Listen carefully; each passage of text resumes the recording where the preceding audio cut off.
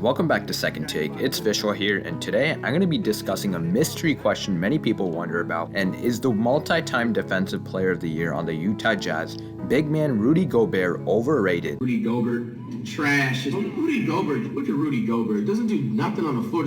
There are many factors why many people think he is overrated, as it's not for no reason that we'd call a multi-time Defensive Player of the Year that is earning a 5-year, $200 million contract overrated. I'll first explain Rudy's career ever since he was drafted by the Jazz, then I'll be covering other information such as his impact on the Jazz, including other players as well. Finally, I'll be answering the big question of today's video of whether the big man is overrated or not. Before we get started, please make sure to smash that like button and subscribe to the channel. I promise you will not regret it, and let's get straight into the video. To begin with, if you take a look at Gobert's career as a whole, don't let it be seen that I'm proclaiming him as trash with no skill at all and he's just a tall guy that's just in the NBA, as he is a great overall big man. In fact, I have to give him big props for improving so much, as he barely had any skill in his years with the Colette Basket, which is an international team, averaging only about 8 points and 5 boards. He'd get drafted by the Denver Nuggets with the 27th pick, then traded the Jazz, where he spent all of his career in. Ever since then, he's been in the league year by year. He's been producing better numbers and providing a big impact for the team, as he averaged 2 points, then 8, then 9, then around 13 to 15 points for the rest of his career. He was also a constant force on the boards,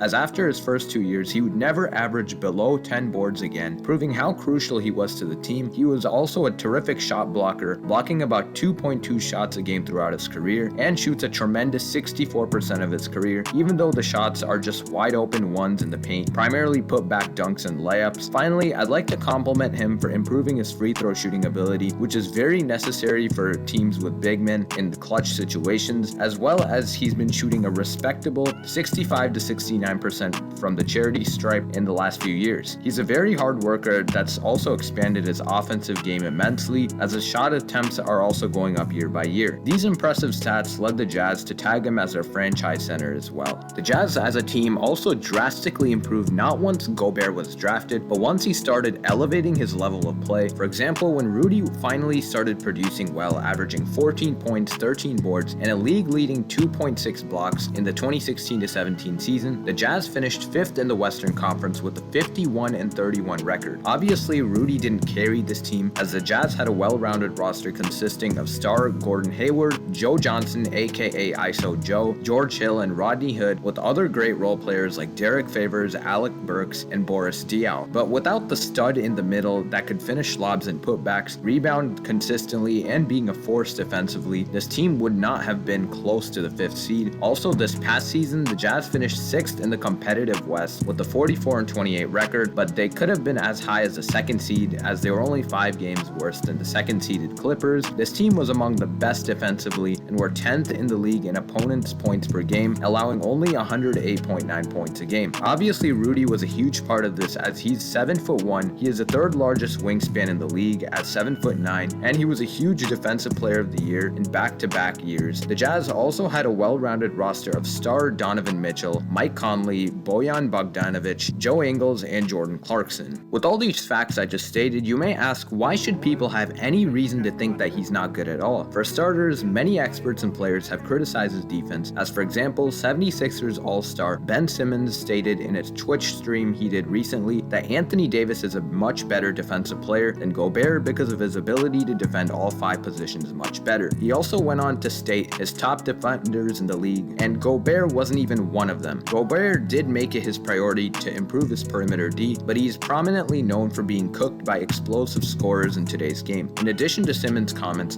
a top 10 player of all time, an NBA icon and legend Shaquille O'Neal also went full savage mode on Gobert, first saying, "I would have had 45 points, 16 rebounds, and 10 missed free throws in 3 quarters, while Gobert would have had 11 points and 4 rebounds and fouled out by the 3rd quarter's end." He also took another jab at him, stating that he averaged 11 points, you can get $200 million, and that it's an inspiration for all the kids out there with big dreams. These are obviously some harsh words coming by Shaq, discrediting Gobert's abilities as a basketball player, and also changes many people's perception on his game and impact on the court as well. Of course, many people already hated him for touching the mics in an interview when asked not to, which, as all of you guys know, led to him testing positive for COVID and causing a bad relationship with teammate Donovan Mitchell, as he may have spread it to him as well. More importantly, this caused the NBA season to end, and I know Shaq has that personality in general and did flat out just tear this man apart, but there is some truth to what Shaq said based on the way Gobert plays as a guy with zero isolation skill as an offensive player, as his buckets always come off of rebounds or others making plays for him. Now we'll take a look at some more evidence that could result in this claim that the all-star big man is indeed overrated. First off, if you date back to Utah's first round elimination in this past playoffs against the Nuggets by choking a 3-1 lead, Gobert may have done his part, averaging 17 and 11 with a few strong performances as he's done all season, but on the contrary, current MVP candidate Nikola Jokic averaged 26 points, 8 rebounds, and 5 assists, and was completely cooking Rudy throughout the series, whether it was in the post game, exposing him around the paint, and in the pick and roll situation, as well as the top of the key. Rudy's good-looking stat line was mainly due to the fact that Jokic is not a very good defensive big, but why should a two-time defensive player of the year allow their matchup to average 26 points, including Game 5 where Jokic had 31 points while Gobert only had 11 in 43 minutes? His inability to guard Jokic also cost the Jazz heavily in multiple instances. In addition, this season where Gobert supposedly improved, Gobert had stat lines like 7 points against the Spurs, 10 against the Nets, and 14 in 35 minutes against the Knicks. And yes, the biggest one that stands out is the game against the Brooklyn Nets where the Jazz got blown out 130-96, and Nets big man Jarrett Allen absolutely locked up Gobert, holding him to 10 points on a terrible 3 for 10 shooting while putting up 19 points and 18 rebounds and 3 blocks himself, including a huge one on Gobert. He was also shooting 8 for 9 from the field as well, showing how bad Gobert was defensively. Gobert has also got cooked in many matchups in the past, in a lot of big men in the league that have cooked him before, and multiple instances proved his inabilities. And feel free to check out his stats against